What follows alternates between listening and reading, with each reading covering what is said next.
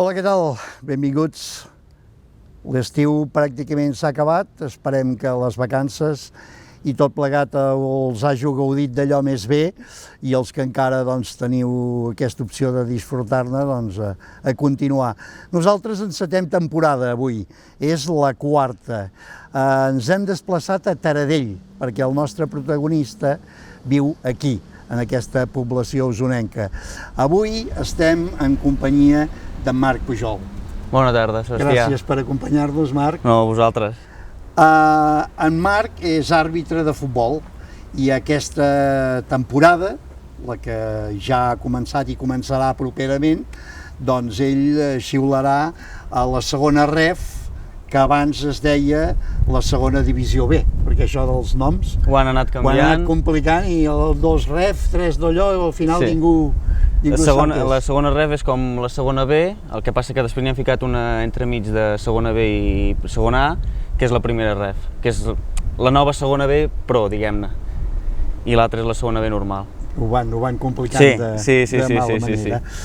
Bé, no és una cosa que passi molt temps, o que passi en moltes ocasions, tenir un àrbitre a Osona que xiuli amb una categoria ja important. Si mal no recordo, un altre àrbit que ha arribat a segona, crec que va arribar a segona divisió en aquell moment, era un de Sant Hipòlit que es deia Manel Bolaños, que a més va ser el delegat del Col·legi d'Àrbitres a Osona, i pràcticament diria que jo sàpiga... De moment ningú més. De moment ningú més. Anem una mica als principis. Un àrbitre sempre diuen que és un jugador de futbol frustrat, o bé fins i tot lesionat, o un que diu jo no serveixo per jugar a futbol. Tu quin... Jo, en el meu cas, és del jugador... Frustrat poder no, però que...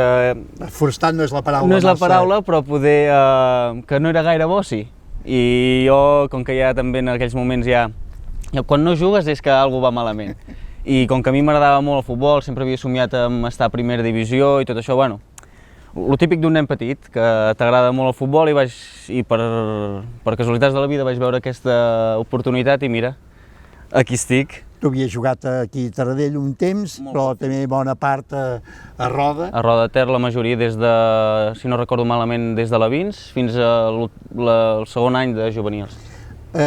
Exactament quants anys fa que fas d'àrbitre? Ara mateix serà la meva 9a temporada ja. 9 anys fent d'àrbitre, per tant, 9 anys enrere l'arbitratge no era, diguem, ara no diré que sigui fàcil l'arbitratge, però si més no és molt més segur, no té res a veure el de fa 15 anys. En aquests 9 anys d'arbitratge, què és el que tu creus que ha canviat en bé de l'arbitratge? Home, jo crec que tant jugadors com entrenadors, suposo que també se li ha donat molta visibilitat a la figura de l'àrbitre i això ha ajudat a que molt jovent, que ja des de ben petits també la feina que fan molts clubs de formar-los i tot això, a la llarga, vulguis o no vulguis, es nota quan són en categories superiors, que és quan més es pot complicar, diguem-ne, un partit, perquè amb uns alevins allò és molt difícil que un nen o una nena es reboti. En canvi, sí que amb aquestes categories altes és com la tensió és més alta i si ja venen apresos des de categories baixes, sempre es nota molt quan un jugador o una jugadora ha estat format amb aquests tipus de valors i això ajuda molt a l'arbitratge. Quan un és jugador o que sigui àrbitre, sempre té, no sé si un mirall, sempre té algú amb què, doncs, bueno, t'agradaria assemblar-te una mica en aquella persona. Tu, en el món de l'arbitratge, quin àrbitre o quins àrbitres creus que t'han marcat una mica? Hosti, sí. Carlos del Cerro Grande i Jesús Gil Manzano són dos prototips d'àrbitres que sempre m'han cridat l'atenció per la seva personalitat, la seva manera de fer, de gestionar la seva elegància que tenen. Bueno, per mi són com els Messi o Cristiano Ronaldos del futbol per una persona, doncs per mi són aquests. I de quan vares començar, tens algun que recordis? Perquè aquests són... Clar, jo quan vam començar aquí els àrbitres que teníem eren de segona catalana, no teníem un bagatge molt llarg, o sigui, jo els veia uns molt bons referents, però vull dir, a nivell més alt i totes aquestes coses no teníem i per això sempre em fixàvem els de primera divisió. En aquest sentit, també s'ha notat un canvi notable amb la joventut de l'arbitratge i a més amb àrbitres, noies àrbitres, cosa que abans uns anys enrere era impensable, i que ara doncs, també estan a uns bons nivells. S'ha promocionat molt el tema del femení i clar, vulguis o no vulguis, si s'hi treballa tant, al final, tard o d'hora, acaben sortint resultats. I aquí a Osona, ara, si no recordo malament, som, no sé si 8 o 9 noies, que totes, per mi, tenen molt bagatge i molt recorregut, que és el que dèiem ara, el futbol femení està en plena expansió i és un moment per aprofitar-ho i marcar el teu punt i ficar-te el més amunt que puguis.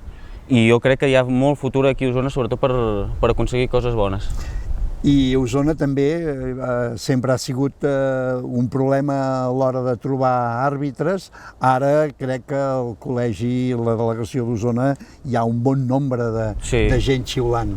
Molts anys havíem tingut problemes això de logística, de si ara un àrbitre ha de pitar molt, perquè abans passava un àrbitre, pitava 10 partits en un cap de setmana. Tot el dia estava allà i vulguis o no vulguis, això mental i físicament desgasta. Es nota també segurament després a l'hora d'arbitrar. Ara en tenim més quantitat d'àrbitres, et permet que facis 1 o 2 partits pel dia i que mentalment estàs fresc. I això es nota i ajuda molt també. Per un àrbitre, quan arriba doncs, a la categoria que has arribat tu, a la segona divisió, quan li donen partits d'aquests així a nivell de poble, li és un cop o no, ja disfrutes igualment? Jo per mi, home, a mi m'agrada molt aquí a Osona, perquè també haig de dir que és un lloc acollidor. A mi sempre se m'ha acollit molt bé tots els camps, problemes no n'he tingut mai cap, i també és a meu, o sigui, quan et toca anar a un camp dius, hosti, perfecte, ja coneixeràs aquell, que coneixes aquell, parles amb l'altre, es fa bé, no és allò que diguis, hòstia, ara aquí que no em protestin gol, que no sé què, no, superbé, jo no tinc cap mena de problema, al contrari.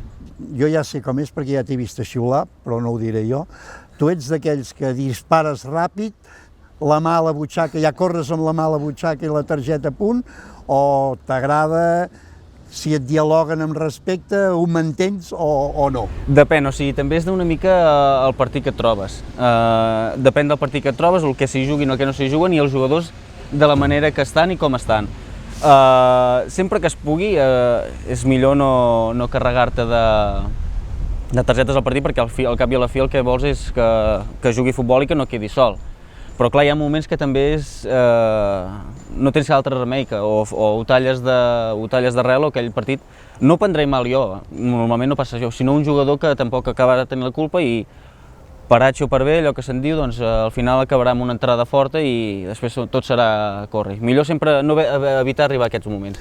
Els equips són una mica fidel reflexe del que és un entrenador. Si l'entrenador és agressiu, l'equip és agressiu, i l'arbitratge m'imagino que també és una mica així, no? Totalment d'acord. El partit normalment sempre anirà cap on l'àrbitre hagi volgut que hagi anat. Si vol que el partit es calmi, hi ha vegades que és impossible, també no podem dir això, però el pots portar. Per això normalment la gent més veterana són els que més bé es treuen els partits, perquè saben gestionar tot això i saben com portar com tractar amb aquest jugador, com fer amb aquest entrenador, si que aquest que ja el coneixo ja sé què he de dir perquè es porti bé o perquè em faci cas, guanyar-me el conflictiu i que portar-te'l bé, que clar, això només s'aprèn a base d'experiència. Un jove, jo el primer, doncs clar, al principi costa perquè t'intenten provar i tot això i costa, però un cop vas aprenent sempre el partit acaba anant com ha d'anar.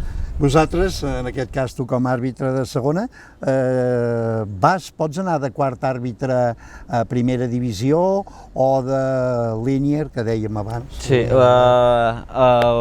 problema que hi ha hagut amb aquest canvi és que fins fa 2 anys, quan no existia això, un de segona B podia anar de quart àrbitre a primera divisió.